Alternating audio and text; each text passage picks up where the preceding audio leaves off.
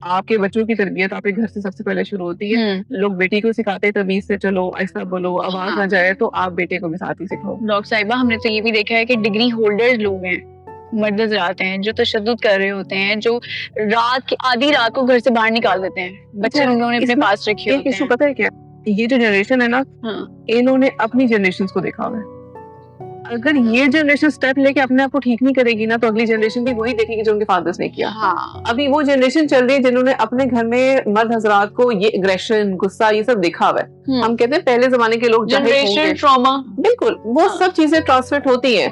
अगर एक बेटे ने देखा है कि उसके फादर उसकी मदर को इल ट्रीट कर रहे हैं, वो दिल में उसको बुरा जानेगा, माँ के साथ होगा, लेकिन इवेंचुअली जब वो बड़ा होगा ना, उसके अंदर एक सब कॉन्शियस में वो चीज होगी, औरत पे हाथ उठाना है। बिल्कुल उसने बोला कैसे मेरे सामने, मेरी माँ तो आज तक नहीं बोली, इसने कैसे जवाब दे दिया मेरे आगे। तो मेरे बाप ने भी तो ऐसे ही चुप कराया था ना इसको। तो वो जो जनरेशनल ट्रॉमा वो चलता है। अगर आज आप ये स्टेप नहीं लेंगे ना इसको सेट करने के, आज की जनरेशन नहीं लेगी, तो अगली जनरेशन में ये चीज चलती ही रहेगी। बिल्कुल।